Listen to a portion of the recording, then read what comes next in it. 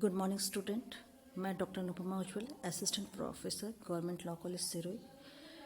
आज हम LLB second year subject international law topic treaties start कर चुके हैं।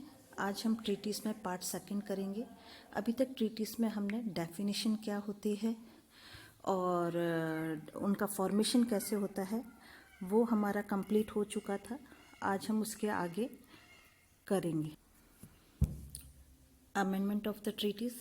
It is the general rule regarding amendment in treaties that treaties may be amended by general agreement between the parties, but as regard to material treaties, specific provisions are provided under Article 40 of Vienna Convention according to it. सामान्य नियम यह है कि कोई भी संधि पक्षकारों के मध्य करार से संशोधित हो जाती है, परंतु बहुपक्षीय संधियों के संबंध में वियना अभिसमय 1969 के अनुसार अनुच्छेद 40 में कुछ प्रावधान किए गए हैं। तो जब दो पक्षीय संधि अगर दो राज्यों के मध्य हुई है तो उनके बीच में जब भी संधियों में बाद में किसी भी प्रकार का कोई भी परिवर्तन करना होता है तो ऐसी स्थिति में दोनों राज्यों के मध्य करार करके उस संधि में परिवर्तन किया जा सकता है। परंतु जब संधि दो से अधिक राज्यों के मध्य या बहुपक्षीय, जहां पर बहुत सारे राज्यों ने मिलकर किसी भी संधि का निर्माण किया है, तो ऐसी स्थिति में उस संधि में अगर किसी भी प्रकार का परिवर्तन करना होता है तो आर्टिकल 40 ऑफ वियना जो अनुच्छेद 40 है वियना कन्वेंशन, उसके हिसाब से उसमें कैसे संशोधन किया जा सकता है उसके बारे में बताया गया है। फर्स्ट जो है आपका, any proposal to amend a multilateral treaty must be notified to all the contracting state, each one of which shall have the right to take part in. जो सबसे पहला है उसमें है कि किसी बहुपक्षीय संधि को सभी पक्षकारों के लिए संशोधित करने के प्रस्ताव को सभी राज्यों से उसकी अनुमति लेना आवश्यक माना जाता है या सभी राज्यों को उसके बारे में सक्षम माना जाता है। तो ऐसी स्थिति में जो पहला है, the decision as the action to be taken in regards to such proposal, प्रस्ताव के संबंध में निर्णय लेने का अधिकार सभी राज्यों को है और सभी राज्य तभी इसमें निर्णय ले सकते हैं जो कि सभी राज्य जिन्होंने इस संधि का निर्माण करने में महत्वपूर्ण भूमिका निभाई है, वही सभी उस प्रस्ताव के संबंध में निर्णय लेने के अधिकारी होते हैं अगर उस संधि में किसी भी प्रकार का कोई भी परिवर्तन करना है। The negotiation and consolation of any agreement for the agreement of the treaty, प्रत्येक राज्य को जो संधि का पक्षकार है, संधि में संशोधन का भी पक्षकार होने का अधिकारी होता है। जब संधि का निर्माण किया गया था, जो भी राज्य उस संधि के निर्माण में पक्षकार थे, जब भी संधि में संशोधन किया जाता है या किसी भी प्रकार के संशोधन का प्रस्ताव किया जाता है तो वह सभी राज्य जो उस संधि के निर्माण में पक्षकार थे वह संशोधन के पक्षकार होने के भी अधिकारी माने जाते हैं। The negotiation and consolation of any agreement for the amendment of the treaty, संशोधन करने वाला करार उस राज्य पर बंधनकारी नहीं होगा जो संधि का पक्षकार तो था परंतु संशोधन का पक्षकार नहीं था।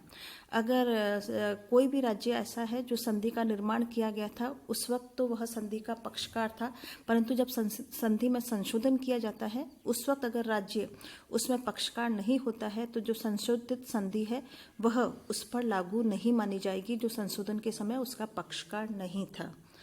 जो सेकंड है, every state who is party to the treaty shall also be entitled to become party to the amendment. इसका तात्पर्य यह है कि संशोधन करने वाला करार उस राज्य पर बंधनकारी नहीं होगा जो संधि का तो पक्षकार है परंतु संशोधन का पक्षकार नहीं है। फिर है, the amendment treaty does not bind the parties who refuse to become a party to amending agreement. कोई भी राज्य यदि ऐसा करार लागू होने के बाद संधि का पक्षकार बना है तो वह संशोधन संधि का पक्षकार माना जाएगा।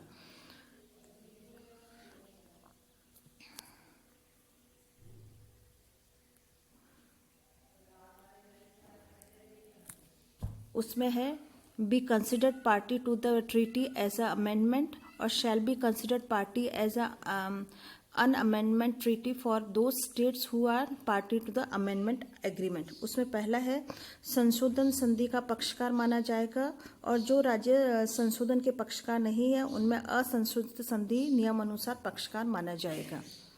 उसके बाद है रैटिफिकेशन। कई बार आपके एग्जाम में रैटिफिकेशन पर अलग से प्रश्न पूछा जाता है। रैटिफिकेशन या अनुसमर्थन पे आपका शॉर्ट क्वेश्चन पूछा जाता है। रैटिफिकेशन क्या होता है? Ratification means that the head of the state or its government approve the signature of its authorized representative. Article 2 of Vienna Convention on the Law of Treaty 1969 says ratification is an international act whereby a state established on the international plan its consent to be bound by the treaty. Same jurists are of the view that without ratification a treaty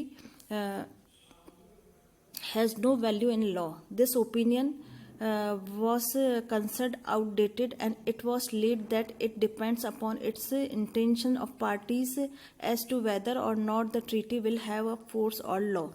अगर अनुसमर्थन को हम देखते हैं तो अनुसमर्थन का अर्थ है किसी राज्य के अध्यक्ष या उसकी सरकार द्वारा अपने नियुक्त प्रतिनिधि के हस्ताक्षर का अनुमोदन करना। वियना संधि के अनुच्छेद 2 के अनुसार अनुसमर्थन एक अंतर्राष्ट्रीय कार्य है जिसके द्वारा राज्य अपनी सहमति स्वयं को संधि के नियमों से बाध्य करते हैं। सोवियत संघ के विधि शास्त्रियों के अनुसार बिना अनुसमर्थन के संधि का कोई भी विधिक प्रभाव नहीं होता है। इस सिद्धांत को पुराना मानकर यह कहा गया है कि संधियों के अनुसमर्थन के विषय में मुख्य राज्य पक्षकारों की इच्छा पर निर्भर करता है, परंतु सामान्यतः राज्यों के आचरण से यह पता चलता है कि राज्य अपने आप को संधि से बाध्य तब तक नहीं मानते जब तक कि उसका सकारात्मक समर्थन नहीं करते हैं। यहाँ तक किसी संधि का राज्य क्षेत्र में लागू होने का सवाल है वह तभी लागू होती है जब राज्य विधि द्वारा उसके अनुसमर्थन प्राप्त हो जाता है।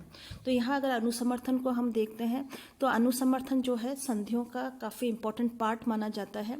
जब राज्य सरकार या राज्य शासक के प्रतिनिधि के द्वारा संधि के निर्माण में पार्टिसिपेट किया जाता है और उसके पश्चात वह उस पर हस्ताक्षर कर देता है तो रैटिफिकेशन उस शासक या सरकार के द्वारा उस संधि के समर्थन को दर्शाता है।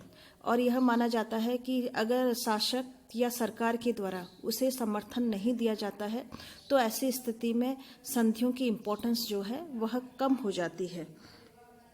अब है संधियों को कैसे समाप्त किया जा सकता है। टर्मिनेशन ऑफ द ट्रीटीज में भी टर्मिनेटेड बाय दो प्रकार से उनको टर्मिनेट किया जा सकता है, समाप्त किया जा सकता है। ऑपरेशन ऑफ लॉ और एक्ट ऑफ स्टेट पार्टीज। या तो संधियों को समाप्त करने के लिए दो बातें इंपॉर्टेंट मानी जाती है। पहला है आपका विधि द्वारा और दूसरा है पक्षकार राज्यों के आचरण के द्वारा।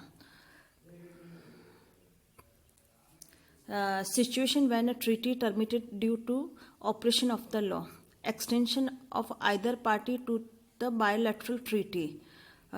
फर्स्ट जो है आपका उसमें है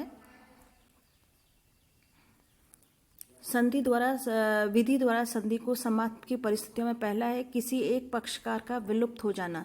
इसका तात्पर्य यह होता है कि जब कोई भी राज्य जो संधि का निर्माण हुआ था उस वक्त स्वतंत्र राज्य था, परंतु युद्ध की वजह से या उसने अपना अस्तित्व खो दिया है या उसने अपनी सार्वभौमिकता खो दिया है, चाहे वो पराजय हो गया है या किसी में विलय हो गया है या स्वेच्छा से अपनी स्वतंत्रता का त्याग कर दिया है, तो ऐसी स्थिति में राज्य जब अस्तित्व में नहीं रहेगा तो संधियां जो है वह समाप्त मानी जाती है।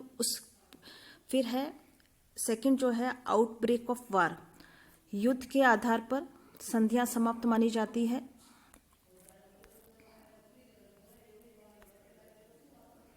किसी युद्ध प्रारंभ हो जाने पर जब दो राज्यों के मध्य किसी भी प्रकार की कोई भी संधि की जाती है और उनके मध्य किसी भी प्रकार का युद्ध प्रारंभ हो जाता है तो ऐसी स्थिति में उन पक्षकारों के मध्य जो संधि की जाती है वह समाप्त हो जाती है।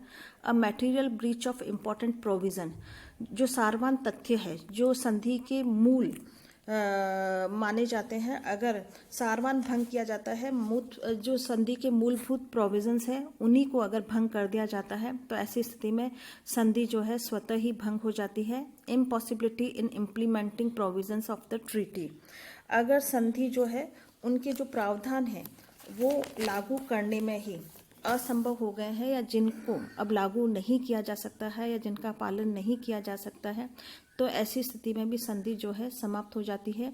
Change in fundamental conditions in which treaty was made, जो मौलिक परिस्थिति थी, जो मौलिक स्थिति थी जिसमें संधि का निर्माण किया गया था, अगर वह परिस्थितियां ही खत्म हो गई है या परिस्थितियों में इस प्रकार का परिवर्तन हो गया है तो स्वतः ही संधियां जो है समाप्त हो जाएगी। एक्सपायरेशन ऑफ फिक्स टर्म, अगर कोई भी संधि इस प्रकार से निर्मित की गई है जो एक निश्चित अवधि के लिए की गई है, तो ऐसी स्थिति में जो निश्चित अवधि जब समाप्त हो जाती है तो स्वतः ही संधि जो है वह एक्सपायर हो जाती है। तो जो निश्चित अवधि के लिए जो संधि की जाती है, जैसे ही अवधि पूर्ण हो जाएगी संधि भी जो है वह पूर्ण मानी जाती है। इसी के साथ आज हमारा ये टॉपिक कंप्लीट होता है। आगे हम नेक्स्ट करेंगे।